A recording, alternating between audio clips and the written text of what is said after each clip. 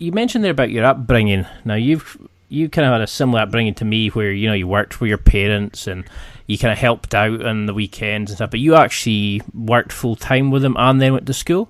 Do you think that was working on your brother's construction business? Was that what encouraged your love of lifting heavy and pushing yourself? Or was that always there?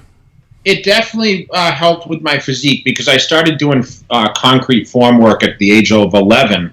So by the time I was 14, I was very well developed. And although I didn't really get into weight training any serious until I was 18, I did toy with weights a little bit in the weight room in high school from 15 to 16, 17. But I actually joined the gym when I was 8 on my 18th birthday. So just as I turned 18, and that's when I started my journey towards being a bodybuilder. But I always had a great physique. I learned a lot by reading books about bodybuilding and fitness. I had a love for it since I was 12. I was influenced by my sister's boyfriend, who she ended up marrying. So basically my brother-in-law.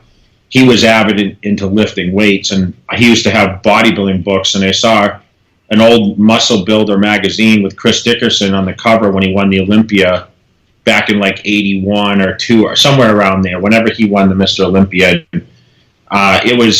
It was crazy because I said, man, this is what I want to look like. But I think that definitely influenced me. But more importantly, it gave me the work ethic.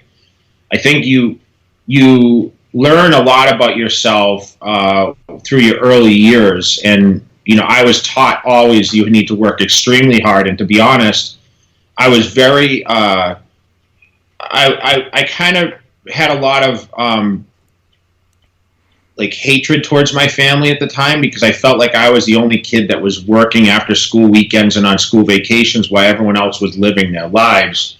I was doing chores and I was working in the concrete. So not only did I have to work doing the concrete, but I'd come home. I had a lawn mowing job of, my dad had 4 properties at the time. So I literally had to take one day off from doing the concrete just in order to keep up with my lawn work in the summertime. Then, of course, we had chores around. We had a small kind of farm where, where I was chopping wood or, taking care of animals or, doing odds and ends, burning brush or whatever it is. So I would spend a lot of the weekend days doing that kind of stuff, and I was very limited on doing a lot of social activities. So in general, I mean, that kind of lifestyle is really what I explained through my bodybuilding career is very, very antisocial, dedicated, where there was no, most people say, oh man, I got a text from a friend the other day. He's like, no, I'm just losing motivation.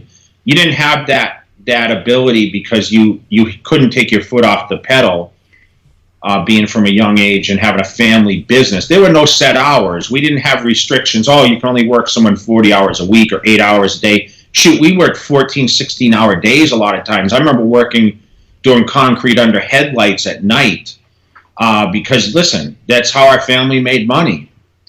And that taught me a lot of dedication. I can attribute, still think I was one of the hardest working guys in the sport of professional bodybuilding for many years. And that outweighs genetics sometimes because, listen, our genetic limitations are only so much.